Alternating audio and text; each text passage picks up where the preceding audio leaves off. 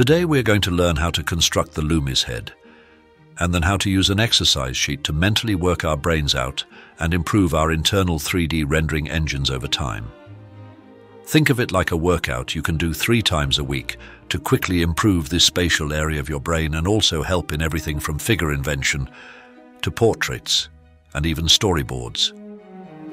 Now I will do a draw over demonstrating the Loomis Head on this photo right here. Start with a sphere to represent the cranium. Next, find the brow line. Draw through the form to help you find the right arc to use. Now we will lop off the sides of the sphere. There are a few markers we can use, such as the corner of the eye and the hairline. Also, the ear denotes the middle and bottom of the ellipse. Now we will find the center line of the head and face. The distance to the nose will match the bottom of the ellipse, which is also similar to the bottom of the ear. The distance from the hairline to the brow is the same as the brow to the nose. We will use this information to then find the jawline, which is the same distance away. In essence, the face is comprised of 3 equal thirds. Next, we will show how to do a rough head drawing using the Loomis method and our worksheet. Step 1. Draw a sphere using side-to-side arcs to complete the motion. Think about containing the volume with the form the arcs are creating. Okay, let's jump in and start drawing some spheres.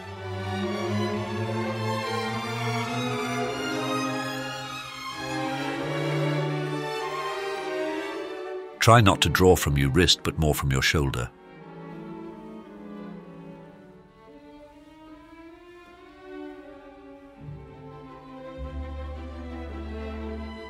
Think of the lines as coming from somewhere and going somewhere. Each one has a story, and the story of these arcs is a perfect circle of energy, flowing unbroken like old Big Ben. On a side note though, why do the guards around Big Ben always look so tired? Because they're working around the clock. Now that we have all our spheres, it is time to start finding the center lines for each. Starting from the center, we are looking straight on. As we travel left or right, the sphere will rotate in that direction. The same goes for up and down.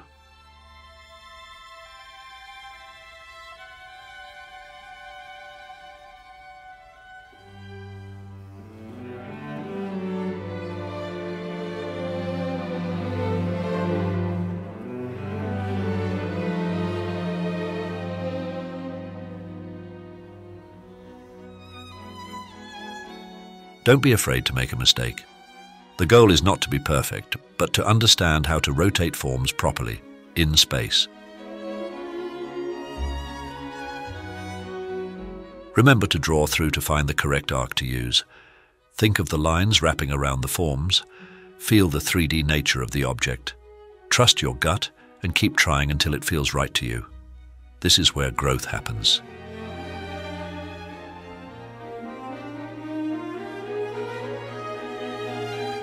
Compare opposite spheres to see where you might be off. Bounce your eyes back and forth to see the forms turning in space.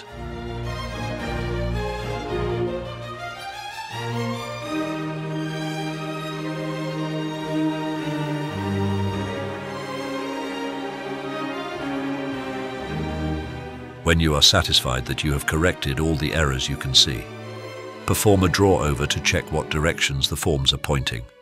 They should be radiating from the center like a sun. This will help you see where you may have missed the mark and gives you a method to self-correct.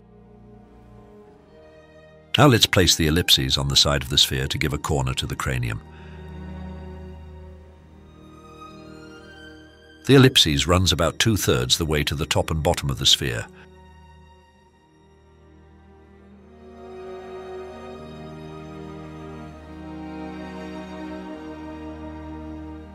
When you add in the horizontal and vertical lines of the ellipses, you may find, as I did, some errors in the perspective.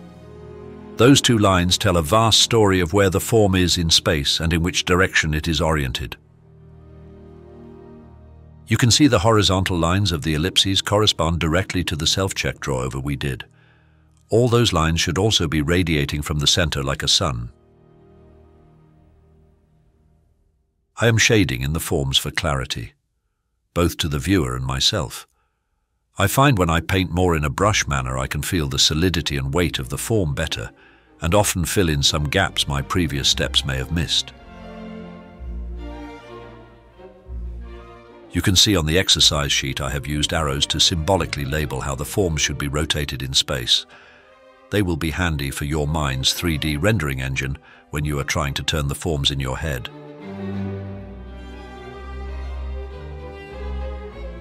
Now we will add the jaw box onto the sphere. We will drop a line down from the center of the brow marking the equidistant sections of the nose and jaw as discussed earlier. Next, to delineate the front and side planes of the face, we will draw a line from the horizontal edge of the ellipse down to the corner of the chin.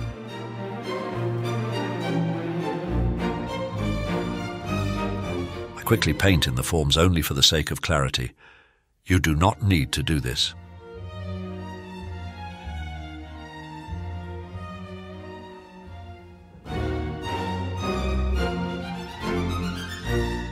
In essence, the more you engage with this exercise sheet, the quicker you'll enhance your skills thanks to the concentrated effort directed at exploring every conceivable angle of the head.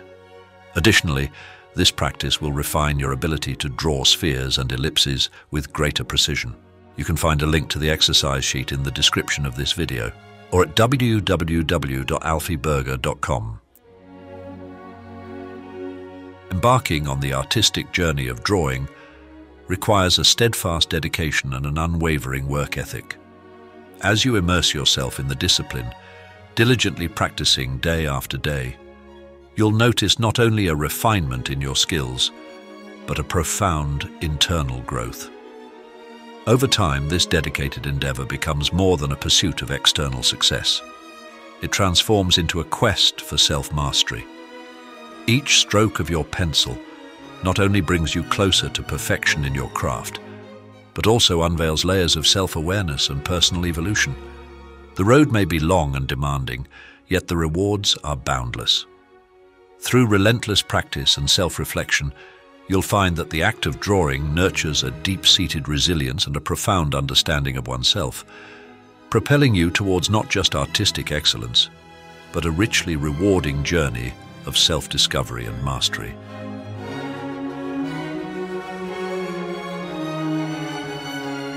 I will leave you with a quote by Pablo Picasso.